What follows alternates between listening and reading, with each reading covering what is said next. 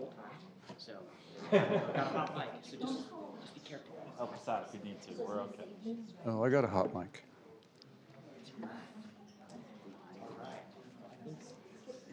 We're in good shape.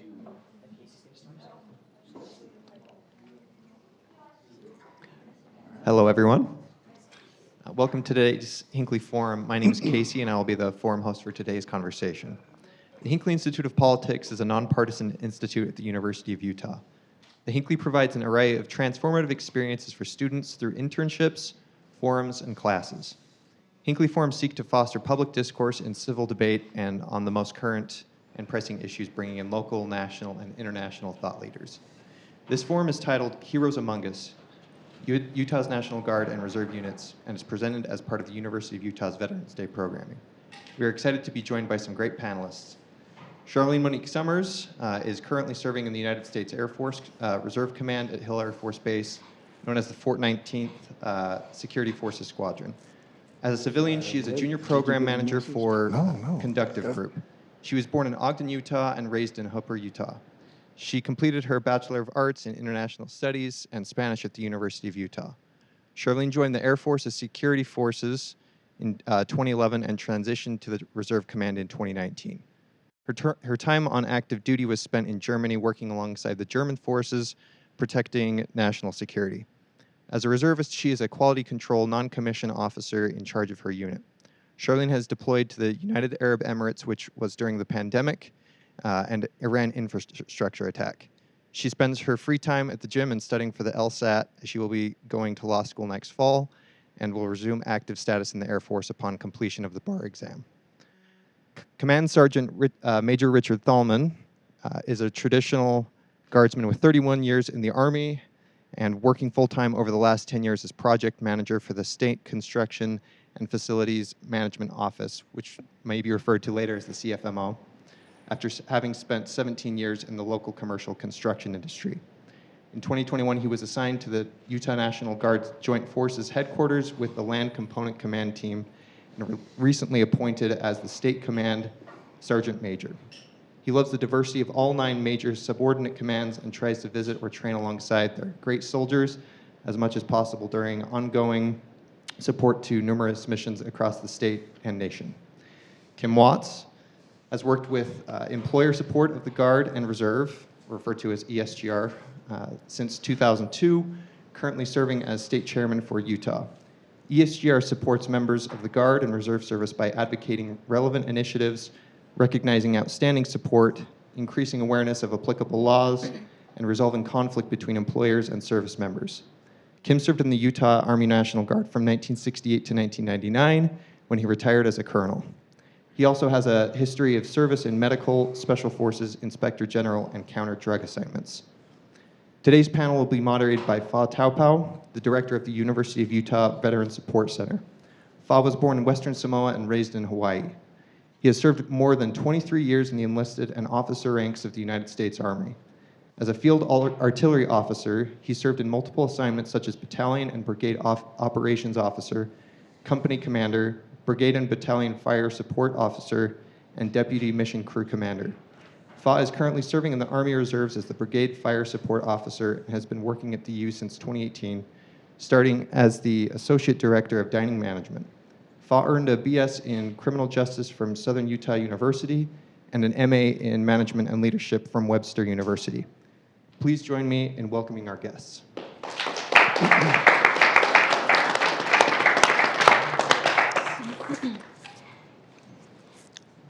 All right. Hey, so good afternoon.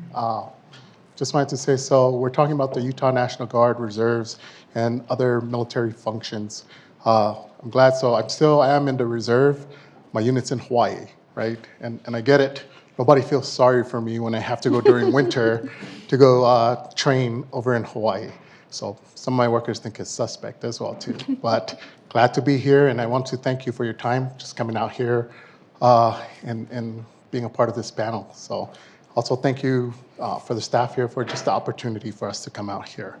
So we'll get right to it. What we want to talk about, we'll share a little bit more about the background, because some people ask, what is the National Guard? What is the reservists?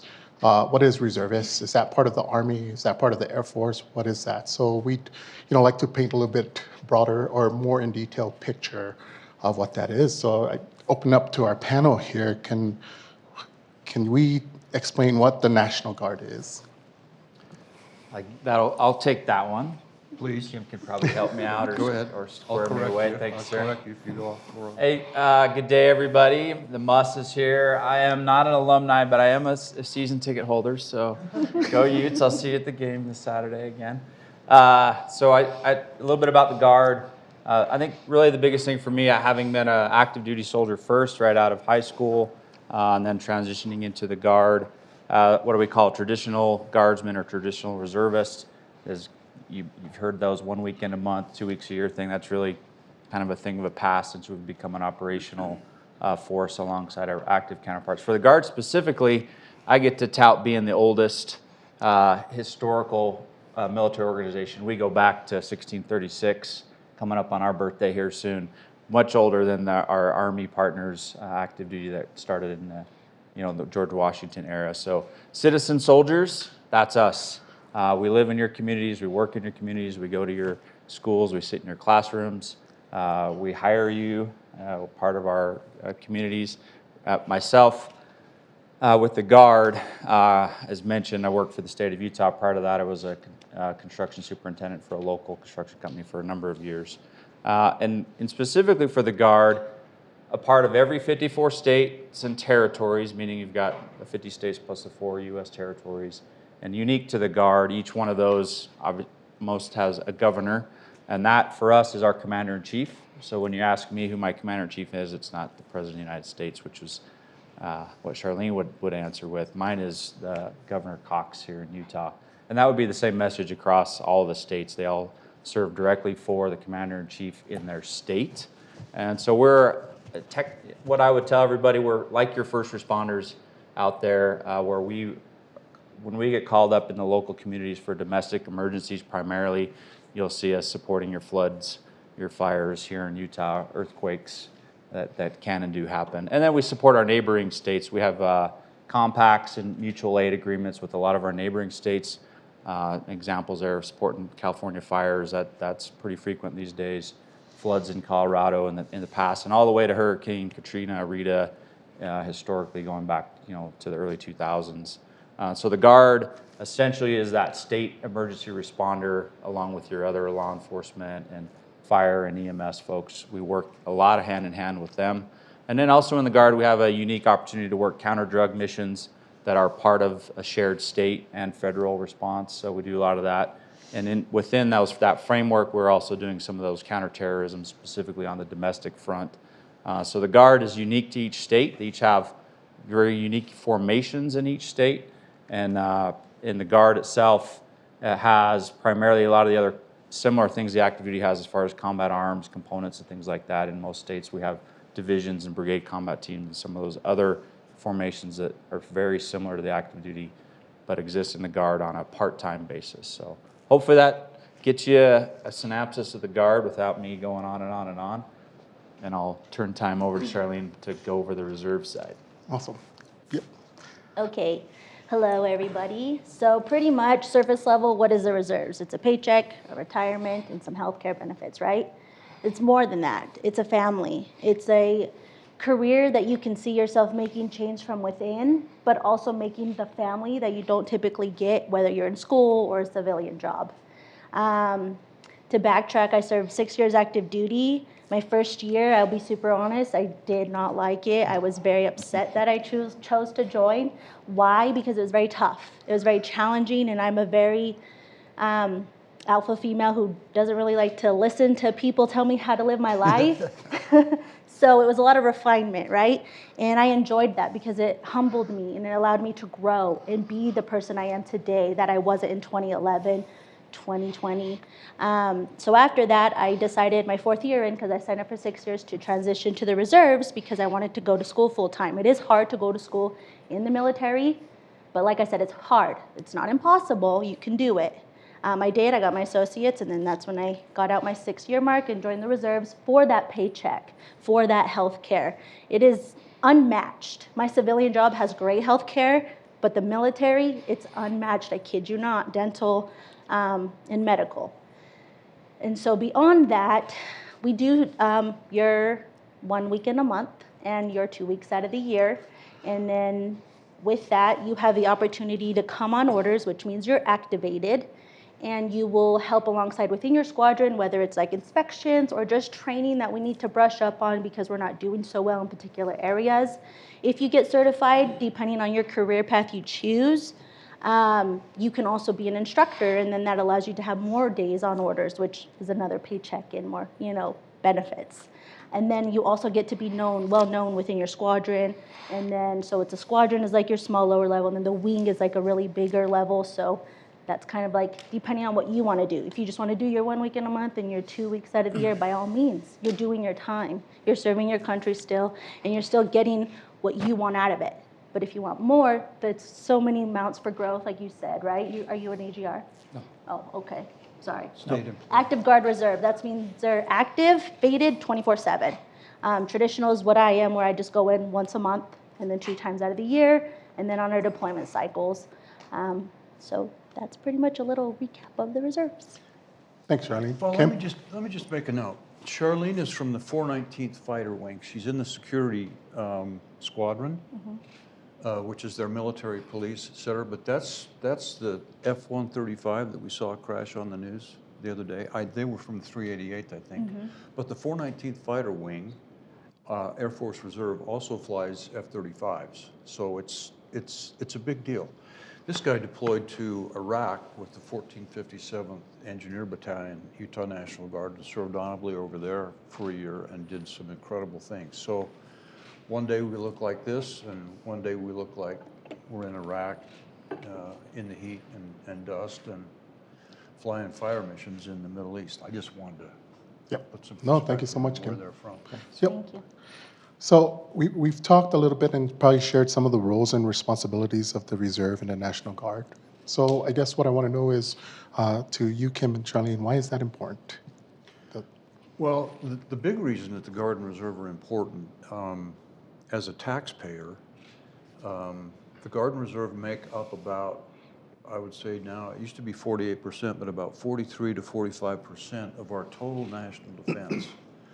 So if you think about that for a minute, a National Guard or Reserve service member costs about 25% of what it costs us as taxpayers to pay for an active duty service member.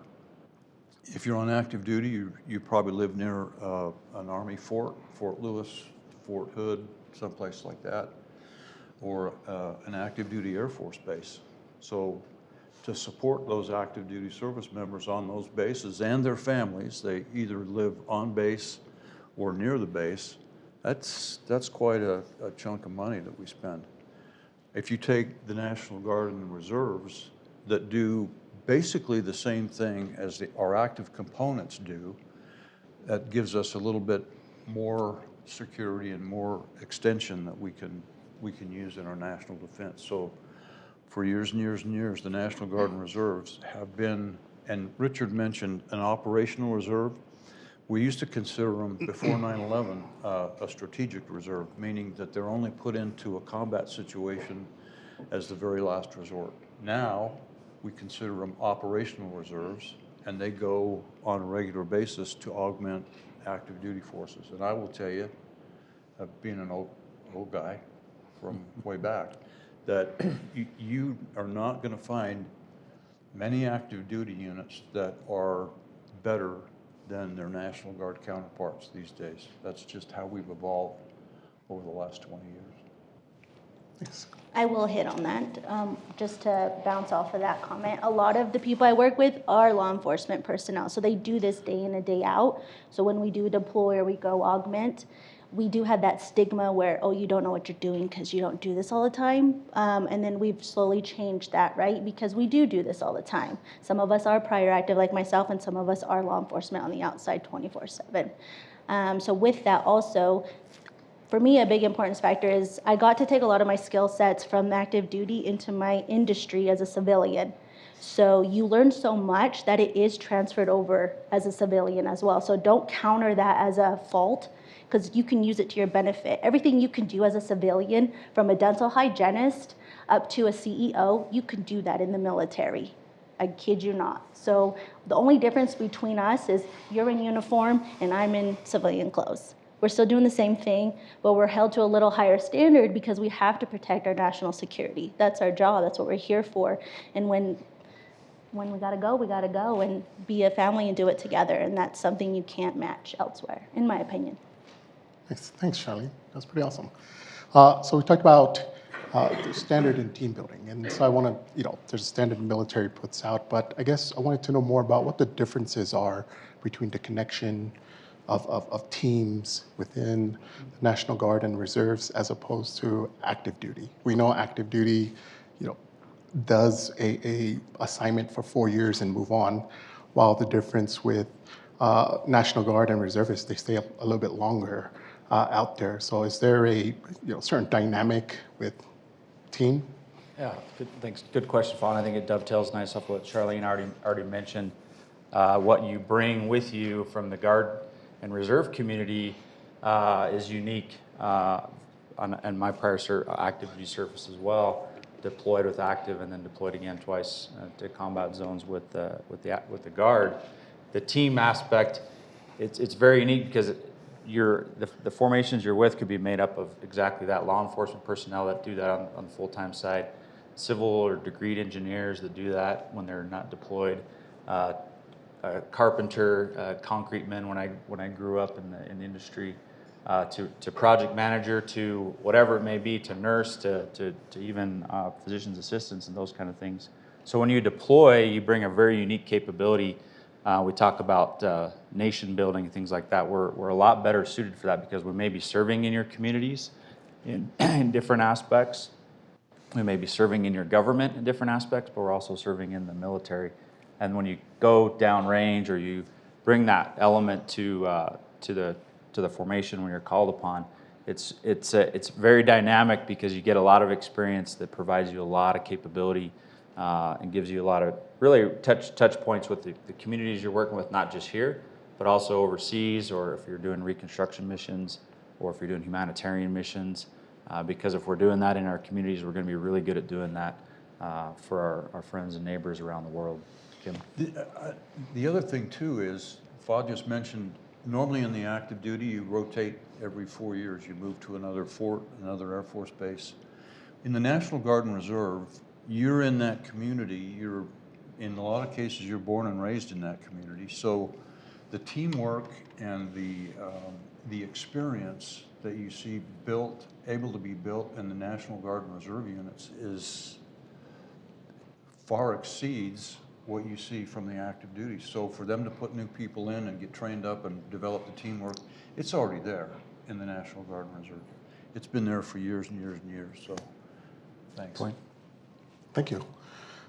Next, we'll talk about, we hear things like deployment operational tempo or operational tempo. Can we, I guess, for our group here, talk about what that means? I'll Charlene, lead the way. start with that one. So deployment tempo for a reservist, our cycle is every 3 to 3.5 years. That's when you'll be notified, hey, we're about to deploy. We don't know where yet, but we will get you the deeds once we know. And currently right now, I'm in a deployment tempo. We will deploy next October.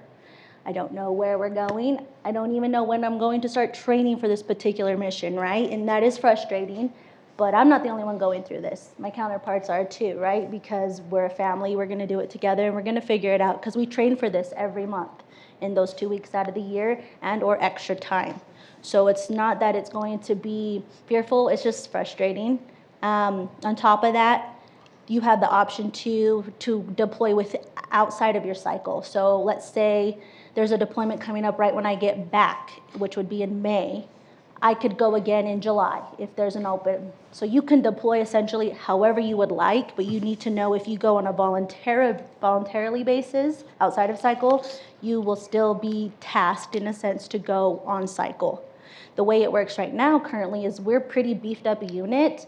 So we have all of our newcomers and those who haven't deployed in about 5 years on the list first.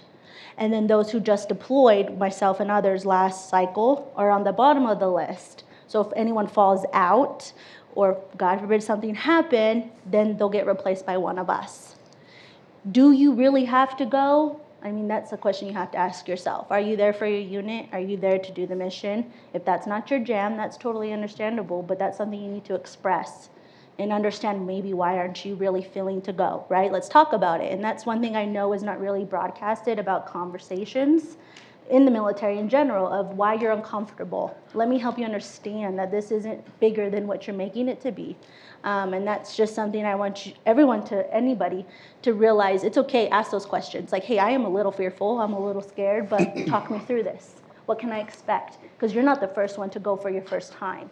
There'll be plenty of you going together. Families, a lot of my people in my particular squad, which is made up of 10, are males who are married. So you got to think the wives are feeling some type of way, and so are their children.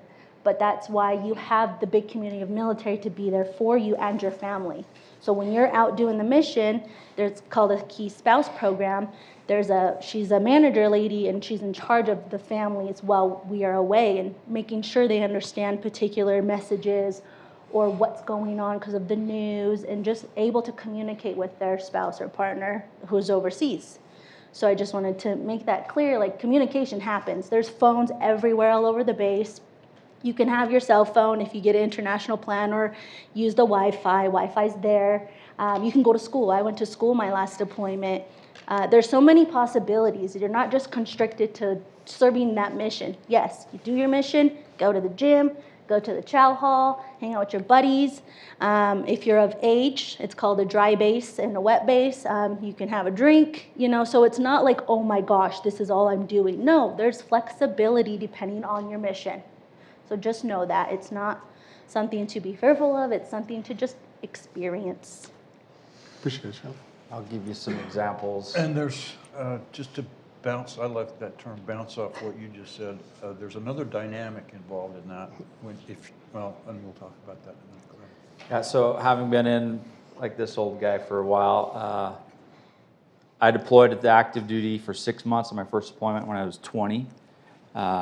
Got in the Guard, deployed to Iraq when I was 30, so there's 10 years between deployments. Was gone for 18 months. Wasn't expecting that, neither was my brand new wife. And then my last deployment to Afghanistan was 9 months boots on ground. You might hear the term bog time, boots on ground. And there's additional train-up periods. So they've got it to a point now for both components to go no more than a year total away. And my last deployment was when I turned 40. So the Army's seen fit to deploy me every 10 years. So that gives an example of op tempo for me. That doesn't apply to everybody, but I look at operational tempo and deployments in a different light. For me in the Guard, we also have the state partnership, which is a very unique thing for, again, all the states and territories have this. And Utah's is with Morocco. And so Utah is celebrating their 20th year coming up. So I've got the pleasure to also, I wouldn't call it a deployment when I get to go to Morocco, because I get to train with the Moroccan armed forces and get to do a lot of partner relationships with them on both the air and the Army side. And all the states have those relationships. And so when you get to deploy, it's not always to a combat operational zone. We have soldiers right now that are deployed forward in the Army and the air, doing great things all over the world, whether it's in Poland supporting training of those forces in Europe right now that are up against the Ukraine war front, or soldiers all over the Middle East. Talked about the UAE. We've got soldiers and airmen that are in and out of those Middle East countries frequently, but they're very small in duration and small typically in size because of there isn't an actual war front that we're on right now, so that they are getting less and less for us, and the active duty takes that more significant role and takes the burden of time. So if it used to be a 1 and 3 year deployment cycle, we're pushing closer back to that 1 and 5 year cycle now. And that's really the goal, to not deploy or be away and have some dwell time with your loved ones at home for hopefully 5 years before we send you overseas for something. And it may just be a humanitarian thing, it may be a reconstruction thing, it may be a partnership thing with other countries. So it's not always a deployment that you may think of in a combat mindset. So And my wife doesn't care how often you deploy. Just Yeah, no, she told me this before I got there. You can do as much as you want. do as much as you want. So Charlene made a point where there's a mandatory deployment when a unit generally is put on the deployment schedule and off they go. And you can volunteer for deployments. Those opportunities come up. I'm going to suggest that, and I'm going to tell you a little bit about, well, let me first talk about what you see in the Utah National Guard. We got combat power in the National Guard, like 419th's got combat power in their F-35s. We've got artillery battalions, field artillery battalions. We've got special forces units that do all kinds of deadly stuff. We have an air refueling wing at the Air Guard base, which extends fighters' ability to get across the world. We've got a lift helicopter battalion, a Black Hawk helicopter battalion. If we can keep them from crashing in the mountains, we can keep more of them flying. And we've got an attack helicopter battalion, Apaches. So, well, and we do have a military intelligence brigade where you find all kinds of intelligence capabilities, and particularly because of Utah and our Language. language abilities, we got a lot of linguists that can work all throughout the world. Go ahead, and I think I get to my next point when we get a little Sure. bit further down the road. Oh, But can I I just just want to add- let you know what kind of units we've got in Utah particularly, and they're always high demand. I'll tell you one story. When January 6th happened last year, and they needed security for the Capitol, General Turley, the Adjutant General from Utah, got a request to send some support to be security back to the Capital Region. 8 hours after he got that call, 200 Special Forces soldiers, Green Berets from the 19th Special Forces Group, landed in Washington, D.C. What did they fly on? KC-135, an air-to-air refueling mission from the Utah Air National Guard. So we can do some pretty amazing stuff with the capabilities that we've got in our reserve components in this state. Yep. Back to you, Bob. Thanks, Kim. Hey, so real quick, Sergeant Thurman. So I guess one of the things here, since we're talking about this, is that, some things spoken out there is that the reservists and the National Guard only deploy when active duty needs support out there. Meaning that when they run out or, when they're in, dire trouble, then they'll activate active duty. But in some cases, it's not really true. Active duty or reservists and National Guard also deploys as much as our active duty components. Can you speak to that? Yeah, I think we touched on it a little bit. So prior to September 11th, Guard and Reserves were essentially strategic reserve forces that were actually for that. And most of our history of your parents and grandparents or great grandparents that fought in other wars were either drafted in to some extent, or because of the extent of the warfighting duration, the Guard and Reserves were called upon at the very end because they were just have depleted the active component forces. So most of my military career, at least in obviously all of this century, we've been in operational reserve commands in both our air and the Army, reserve components, both sides. So we are part of that operational cycle now with our active to fight alongside with and for, and to some extent in certain areas and certain times, we're also leading those formations, especially in those peacekeeping rotations that we have in other countries like Kosovo, in the Sinai and Egypt, and things that have been in place for a long time with our United Nations or maybe with our NATO alliances that we have with other partner nations. We'll find ourselves in the lead role as organizationals from the Guard and the Reserves that go forward to run those peacekeeping operations in other countries that while our active folks are out maybe doing some of the other heavier combat roles too. So we found ourselves really doing just about everything and anything, and then some, along with our active duty this century. So hopefully that kind of touched on it. I think we mentioned a little bit of that, but I can give some time over on that one if you want to talk more. I'm good.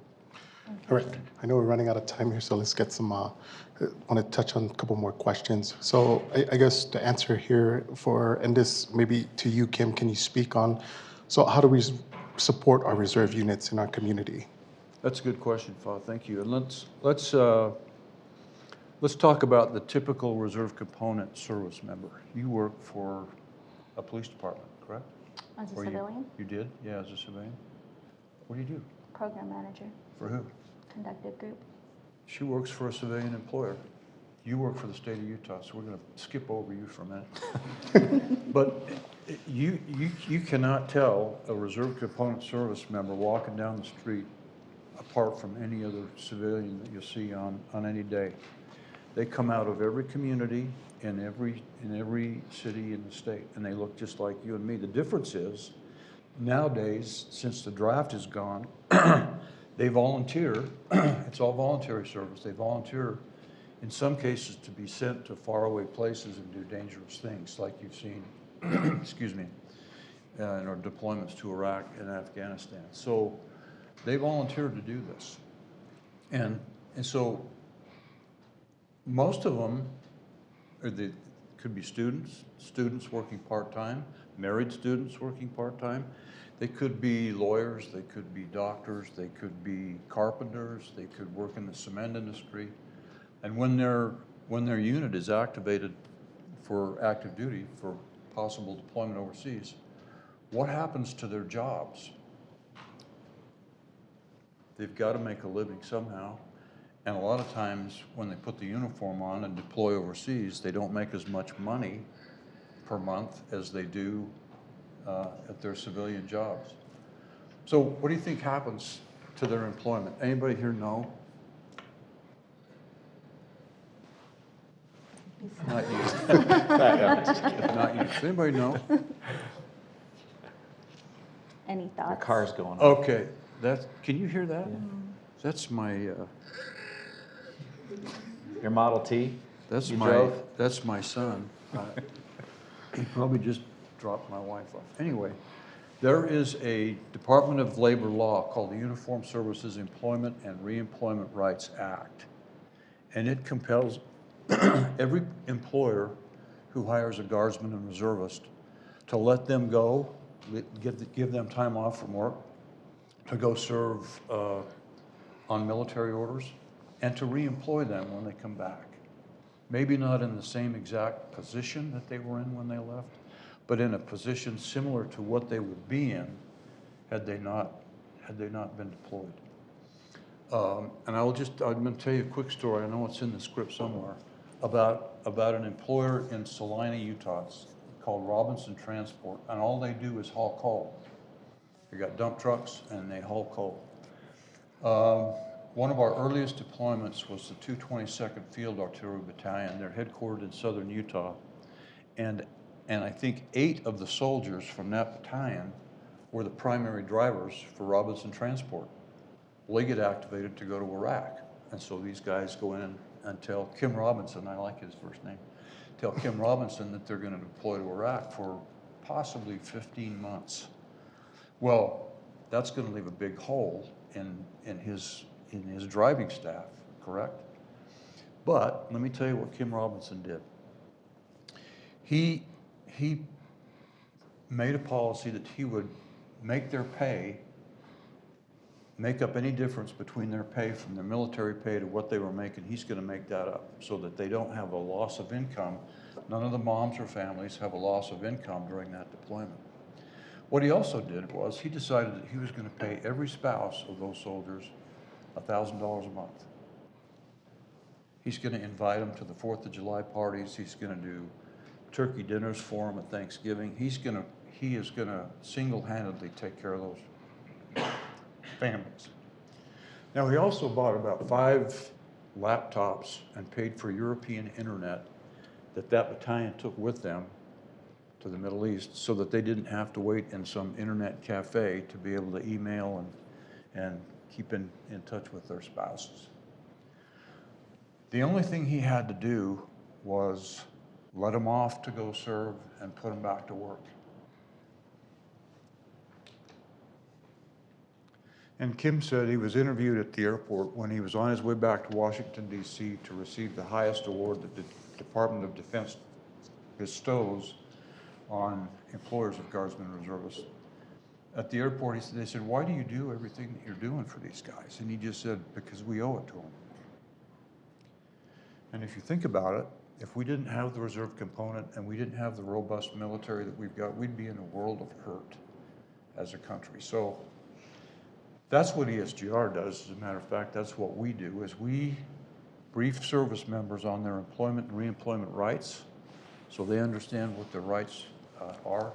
And we reach out to their employers and recognize the really good ones for providing more support than they have to, and educate them on what their responsibilities are to these gals and girls who have to deploy, and that is let them go and bring them back. And oh, by the way, wouldn't it be nice if you stayed in touch with them? And wouldn't it be nice if you had a little organization that reached out to their spouses every month to see if they're doing okay? We've seen some amazing stories of what employees have done to support Guard and Reservists while they're gone and their families. Anyway, That was great, Kim. back to you. Thank you. I think looking at time, we'll ask one more question, and probably that goes to Charlene. So how do you balance being a full-time student, having a full-time job, and also being a reservist? Great question. Time management is a joke because I didn't have a lot of it doing all that. Family, I worked at the VSC part-time as well, and the family helped me, hey, can I borrow your notes because I missed Friday's class because I had to go to drill.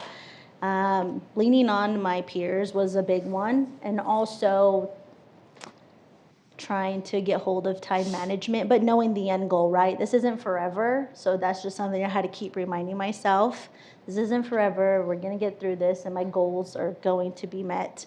Lots of coffee, for sure.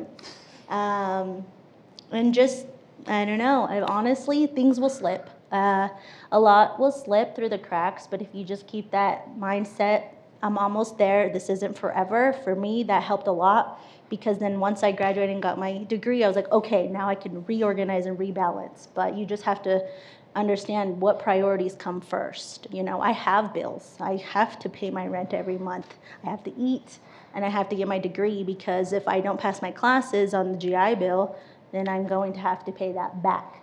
So recategorizing my priorities was top, and then also letting the gym slide a little bit.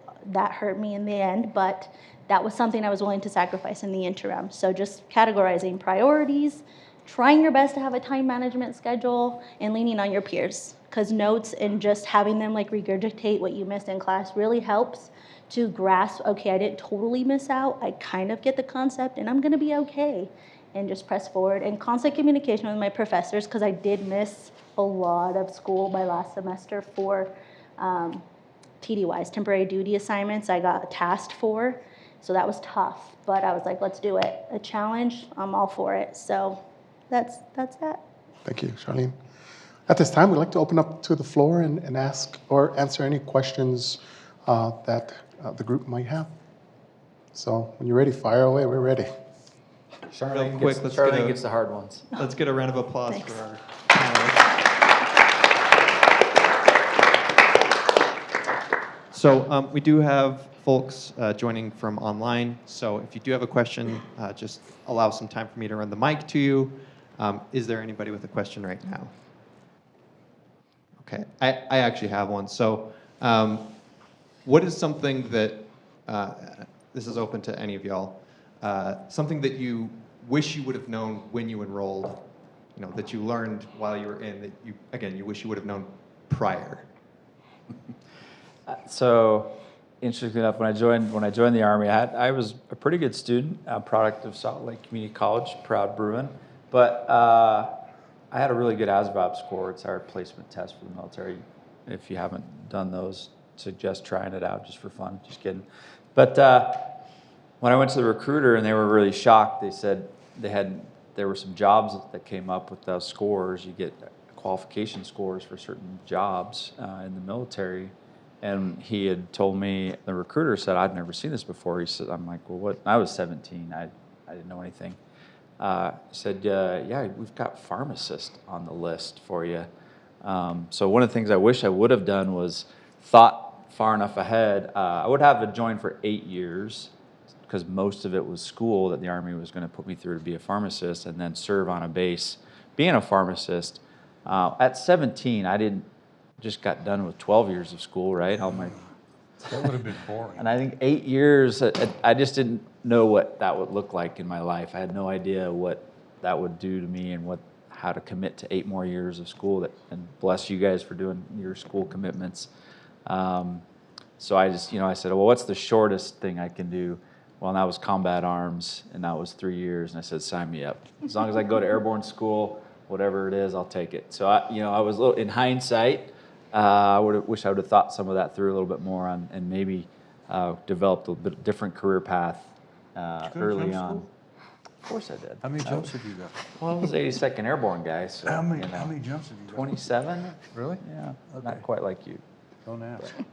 But so hopefully that's just a small example. But Charlene's probably got some to throw out there. I think that's a great story. Like I mentioned before, you can be anything. He could have been a pharmacist. I could have been a dental hygienist. Literally, like there's so many jobs. All the difference, once again, you're just wearing a uniform. And so I am super prideful of the military. Like I said, I didn't like it at the beginning, but I grew to love it. One thing I would have done differently is become an officer versus enlisted. So enlisted, you're kind of more like doing the nitty gritty, the worker bees, and the officers are the managers, the CEOs. But I won't change it. I just would have done it different because I learned a lot being enlisted, and it'll make me only a better officer as I've already endured the tough. So, yeah. Just ask questions. Don't be silent, and don't listen to all your recruiters. If you have military friends, please, ask them questions. And if not, go to the VSC. You're bound to get so many answers walking in there and saying, I'm super interested. Boom. They will help you out in a heartbeat and at least gear you into the right path that you would like to go into versus being covered by what the recruiter needs to meet for that month. Not all recruiters are bad, but just for that SAO there. Thanks, Fa. Thank you. I should have mentioned if you have a question, just raise your hand. I guess one other one that I have is, Kim, you were talking about, I can't remember what the law was that protects employees once they get deployed. Uniform Services, Employment and Reemployment Rights Act. It's a Department of Labor law, and it pretty much lays out for employers and for service members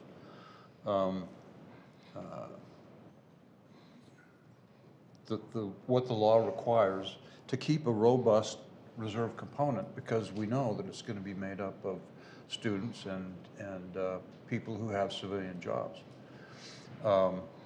So that's what lawyers will use, or I should say Department of Labor representatives will use when there's a conflict between an employer and a service member about getting a year off to go on a deployment. Back in 2004, that's when we really started to see. I went back 2004. You were 6. 2004 is really when we started to deploy reserve component units to the Middle East. And I mean, I've been in the Guard since 1968, and other than the Vietnam War, employers have never seen been involved in that kind of a situation in our country's history. We had Vietnam, that's all over, it ended in 1975, and now in 2001, we've got a problem with attacks from terrorists. And we saw recruiting in all branches of the military go sky high when we got our patriotic shot in the arm for wanting to go back and do some service. So what we saw in 2004, particularly in Utah, when our special forces units, our MI units, and our engineers and artillery units started to deploy overseas, employers had no idea what to do. They'd have a nice going away luncheon for them, say, Richard, you take care of yourself, we're sorry to see you go. He goes off to Iraq or Afghanistan. 2 weeks later, the Human Resources Department in your pharmacy hires a replacement to take his position because they need that position filled, right? 2 or 3 weeks before he gets back into the United States, he calls his boss, the pharmacist, and says, "Hey boss, my deployment's done. I'll be back to work in about 30 days. And the deployments, or the employer's response was, "Oh, Richard, we're sure glad you're okay, and we're glad that you're gonna be back, but we replaced your position with one of the best employees we've got right now. So we'll tell you what we'll do. We'll put your name right at the top of the waiting list." Well, that's no bueno. The Uniformed Services Employment Reemployment Rights Act says, when you go back, you get your job. It may not be the same one because you've been gone so long, but it's going to be one at the same seniority. Your seniority is going to continue to accrue, and you get to go back to work. And employers were scratching their heads. So since 2004, and I will tell you that ESGR is a Department of Defense activity that was created to help develop cooperation between American employers and their employees who serve in the Guard and Reserve. Why is that important? Because half of what we got is in the Guard and Reserve, right? And if you're an employer like Kim Robinson, employers will get it if you let them know what the situation is. Half of what we got's in the Guard and Reserve. We know he's a great employer for you, and we need him on the battlefield over there. And why don't you call his wife every now and again to see if there's anything you can do for them while he's gone? That's why it's important. And so to your question, there is a federal law that says you have to let them go and you have to put them back to work. You don't have to be nice to them, but a lot of them are, and a lot of them go above and beyond those requirements to take care of those families while those kids are gone. Thanks. Well, kind of bouncing off that, and what policies might be in place that like a student should consider if they might get deployed? Like, does the government say you get deployed in the middle of a semester? Does anyone know how that? She's going to answer works? that right there. Oh, okay. Thank you very much. The fourth panelist. I don't know, is this working? For students that are deployed, we have a military activation form that they fill out, and depending on where they're at in the semester, they have some options, but it can all be deleted, erased like it never happened, and they can come back and do that again. There's incompletes if they have 20% or less left of their work to do, so they do have some options, and there is an absence policy for those that have to drill on a Friday. They have to be allowed adequate time to make up anything that they might have lost. But I was going to ask Charlene, as a student at the U, is there anything missing that you felt that you could do to better support you? Was there what, sorry? Was there anything as a student at the U that the U could have done to better support you? Honestly, no. Being tied in with the VSC helped a lot. I did lean on you all a lot. Just communicate, that's all I could say. You're your own advocate, and the VSC will advocate for you. I did have a professor who was not understanding of deadlines, extensions, when I did a 2-week temporary assignment elsewhere. And so I just went and spoke to Brittany, and I was like, what do I do? She's like, well, you're protected, so try one more time, and if they don't give you an extension, then we'll go full force.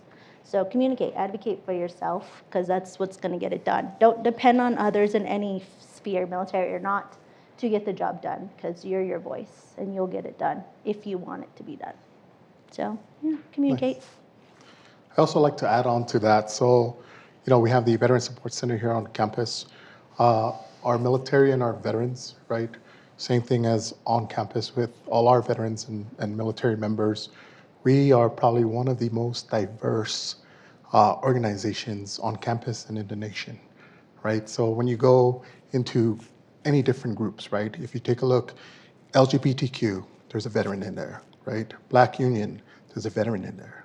Women's Center, there's a veteran in there. So and many groups here across campus, there's a high possibility that there's a military member or a veteran in your groups out there, just to show how diverse our organization is out here on campus and off campus out there. So, yeah.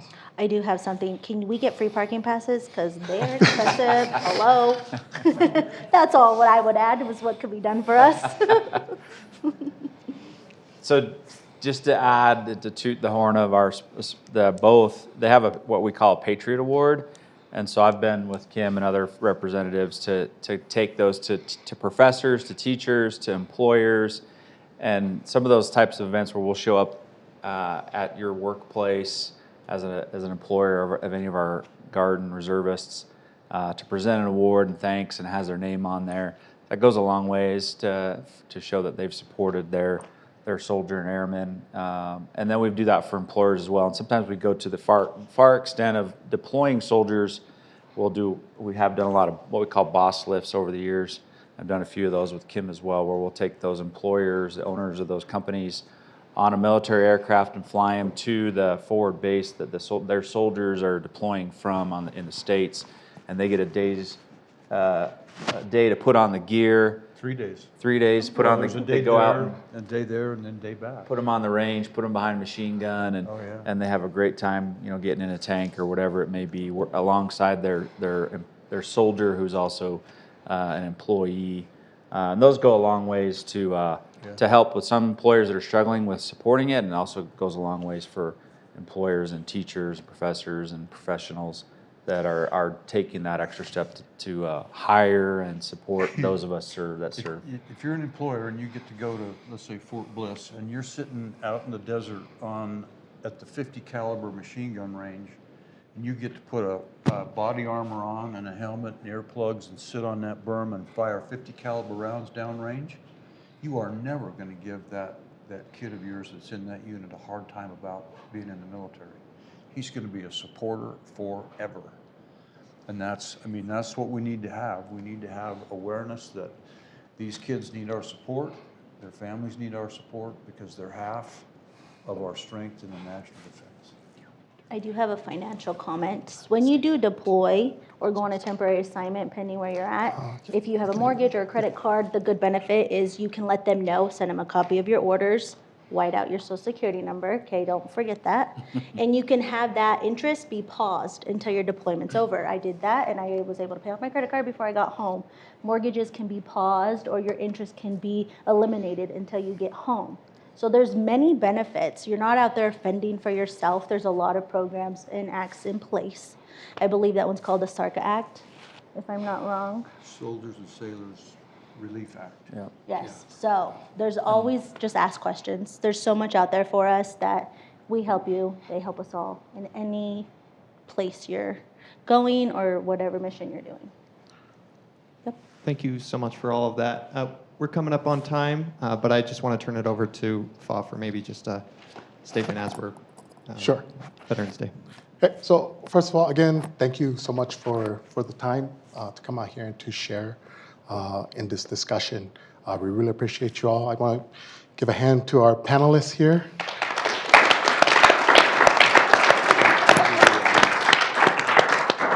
We appreciate all your time for coming out and for sharing some of your stories and helping to inform all of us here of what you all do. We really appreciate that.